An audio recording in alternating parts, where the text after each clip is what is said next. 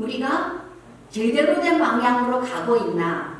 그렇다면은 천천히 가도 괜찮아요. 언젠가 거기 갈 테니까. 그리고 지금 잠깐 제자리 걸음해도 괜찮아요. 언젠가 거기에 도달할 수 있으니까. 또 우리 교회가 다 못하면 다른 교회가 이어서 할 수 있으니까. 그런데 방향을 딴 데 가가지고서는 막 스피드 내가지고 하면은 이거는 정말 선교의 쥐약이에요. 쥐약. 그러니까 이제부터는 빨리빨리는 잊어버리시고 우리가 맞는 방향으로 가나, 정말 하나님이 원하시는 선교를 하나, 정말 현지인들에게 도움이 되는 선교를 하나, 이 방향을 끊임없이 체크하시고 나가시면 돼요. 여기서 총체적 회복이라는 말은 무슨 말이냐 하면 선교하면서 후원하는 교회나 선교사가 망가질 수 있어요. 선교사님들 중에 망가진 선교사님 저보고 이름대라 그랬어요. 많이 이름될 수 있어요. 선교하다가 망가지고 후원하다가 망가져요. 우선은 무엇 때문에 이 망가지는 그 시작점이 되냐 하면은 우리가 선교의 여지에 있는 사람들을 불쌍히 여기는 거. 그 사람들 우리보다 더 불쌍하지 않아요. 그 사람들도 하나님의 형상대로 지음을 받은 하나님의 사람들이에요. 그렇기 때문에 우리는 뭘 아니까 저 사람들을 가르쳐야지. 우리는 더 나으니까 저 사람들을 도와줘야지. 안 됐으니까 해야지. 이렇게 해서 선교를 시작하면 안 돼요. 우리도 문제가 많잖아요. 사실 그래요. 선교지에 있는 사람들이 우리들이 갖고 있는 문제를 다 보면 우리 얘기 안 들으려고 그럴 것 같아요. 그리고 예수도 안 믿으려고 그럴 것 같아요. 예수 믿어서 저것밖에 안 되면 내가 왜 예수 믿어야 되나 이럴 것 같아요. 우리도 문제가 많아요. 그리고 특히 우리가 뭐를 갖고 자주 실수를 하느냐 하면 그 사람들을 잘 살게 해줘야 되겠다. 그런데 그 사람들보다 더 잘 사는 미국이 죄가 더 많아요? 더 작아요? 우리가 죄가 더 많아요. 그리고 우리는 죄가 그 사람들의 수준을 훨씬 능가하는 죄를 지어요. 그렇기 때문에 가난이 물질적으로 가난한 것이 문제다. 이렇게 보시면 안 돼요. 우리가 물질적으로 더 가졌으니까 우리가 더 낫다. 이렇게 보시면 안 돼요. 선교에 대해서 바른 자세는 We have a problem, they have a problem. 그런데 우리도 문제가 있고 저 사람들도 문제가 있는데 예수 그리스도만이 저 사람들도 우리도 구할 수 있다. 예수 그리스도만이 저 사람들도 우리도 바로잡을 수 있다. 고쳐줄 수 있다. 이래서 선교를 하면서 선교를 받으면서 함께 구원 얻는 것, 함께 회복되는 것, 함께 치유되는 것, 이것을 목표로 해야지. 우리가 저 사람들을 도와줘야지, 고쳐줘야지. 이것으로 하면 우리가 더 나쁜 지경에 뭘로 무슨 말이냐 하면은 메시아닉 신드롬이라 그러는 거 있죠. 그거 뭐라 그러죠? 내가 이 세상, 내가 저 사람들을 구해줄 수 있다 이런 거. No. 우리가 그 사람들을 구해주는 거 아니에요. 우리도 예수님에게 구원을 받는 사람들이고 예수님만이 사람을 구할 수 있고 우리도 그 사람들도 예수님 앞에 나와서 함께 회개하고 함께 치유받고 함께 회복받아야 되는 그러한 사람들이에요.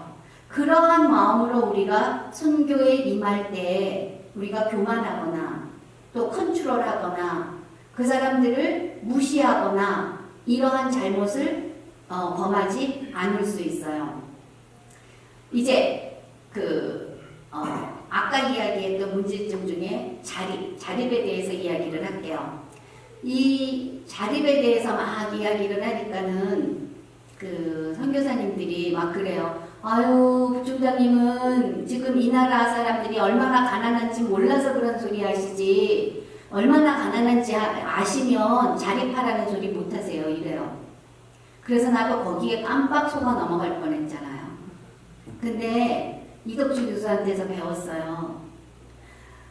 한국의 기독교가 처음에 선교됐을 적에, 전파됐을 적에 일본, 중국, 한국 세 나라 쪼론이 있는데 그 셋 중에서 제일 가난한 나라가 어느 나라였게요?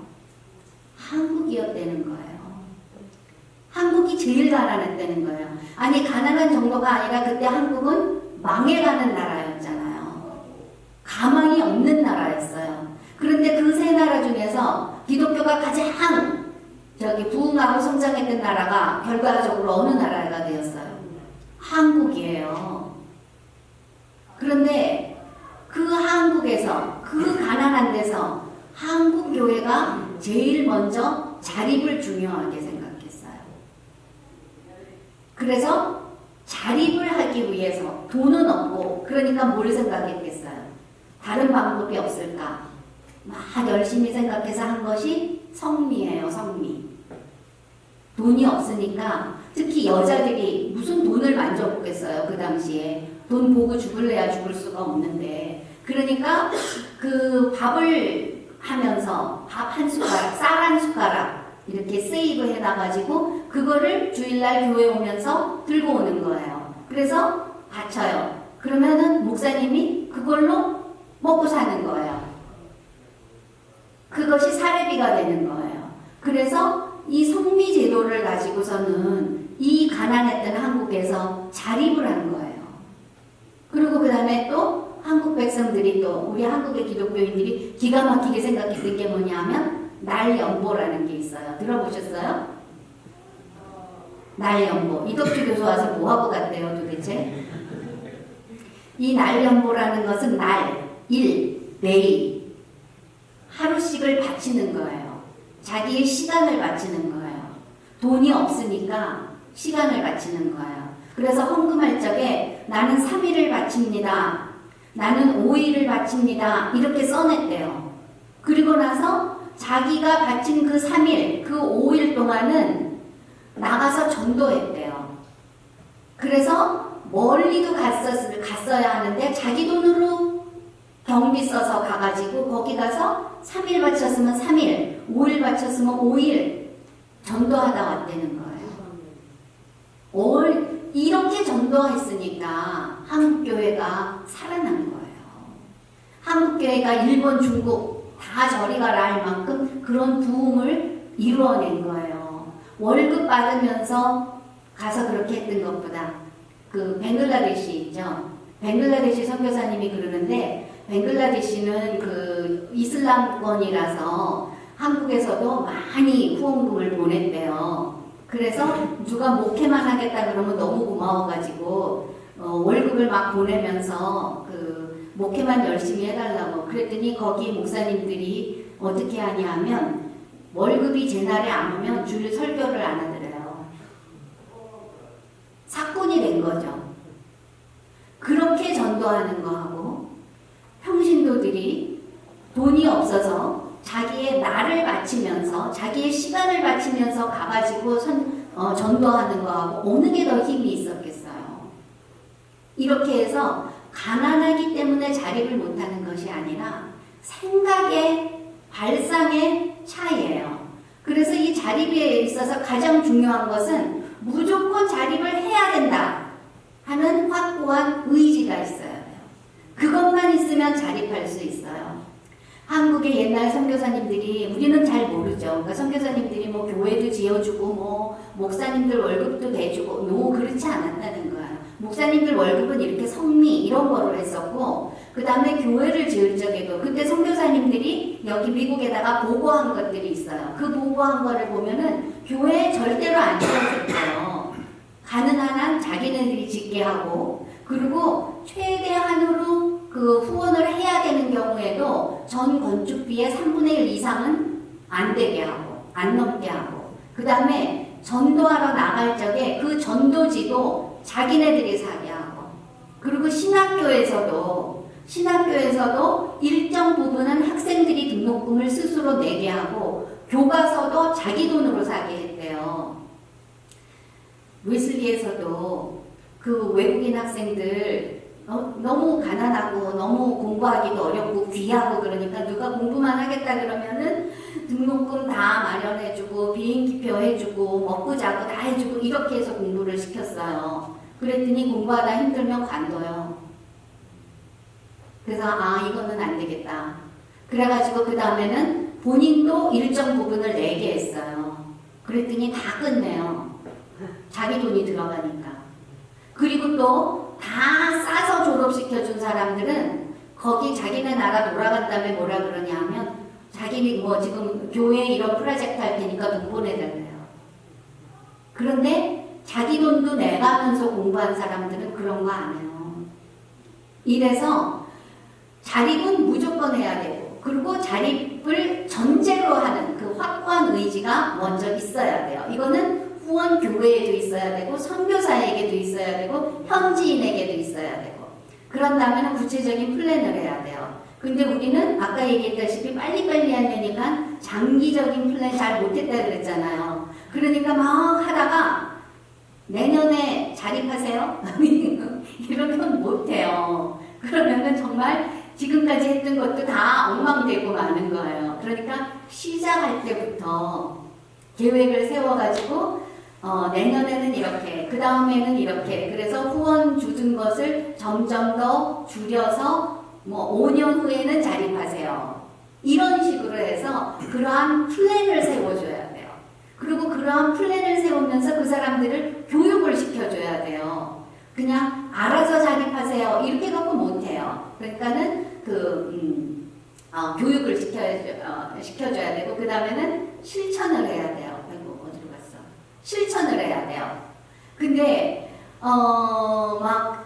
아직 안 됐을 것 같으니까 좀 봐주고 뭐 이러면서 그냥 우물우물 하다 보면 그 사람들도 자립하려더니 계속 도와주네. 그러면 우리도 이렇게 가면 되나 보다. 이렇게 되거든요. 그러니까 꼭 실천을 해서 선교지가 자립해야 돼요.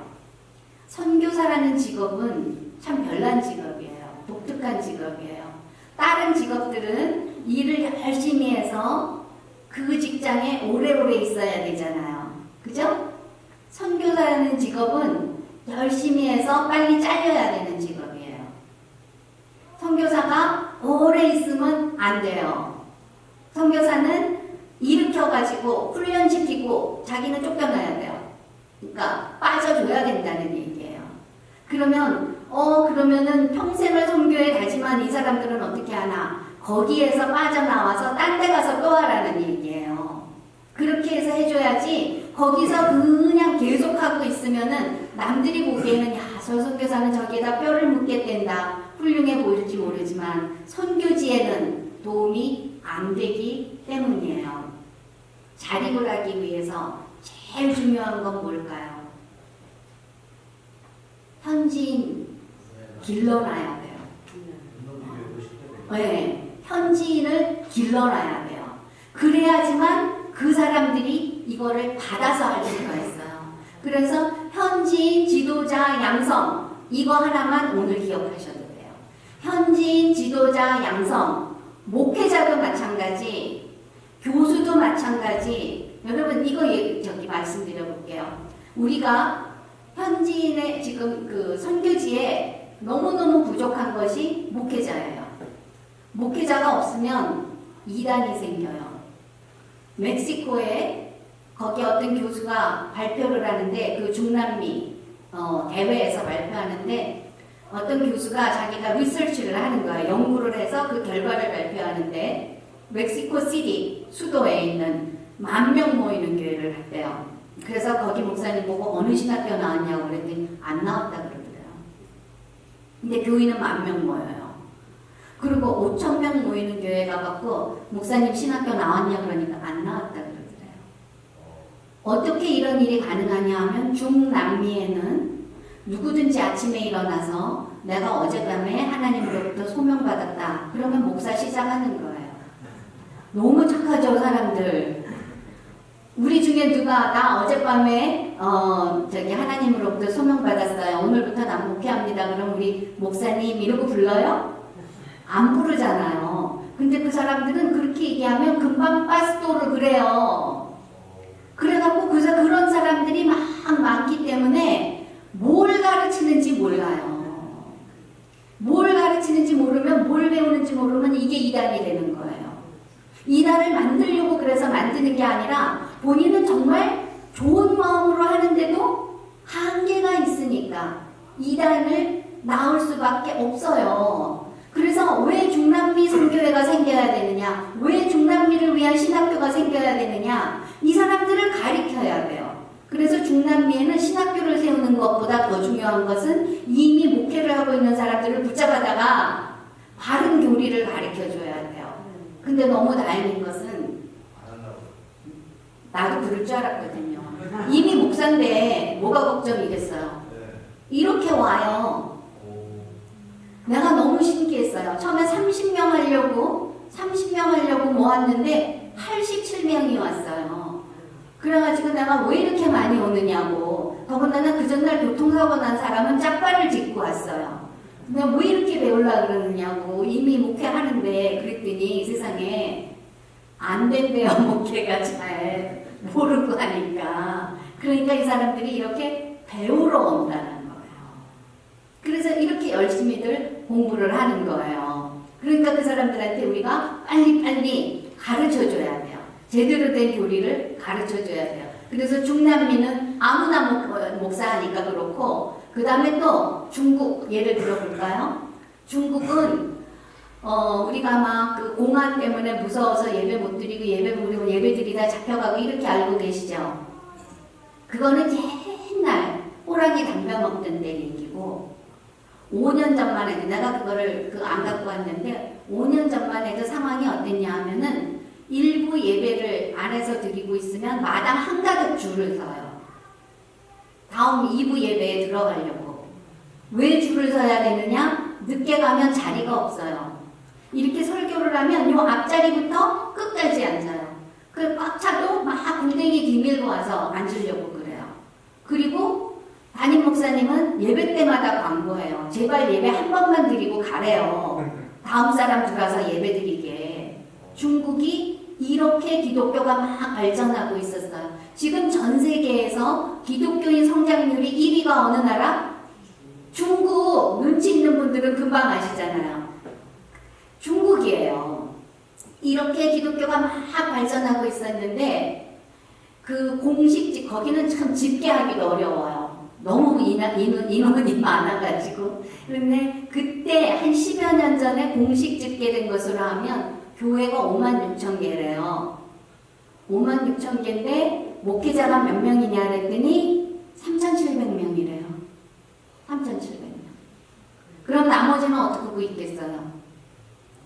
그냥 내가 복음이 전해지고 있는 상황이에요. 이러한 상황이기 때문에 이 중국의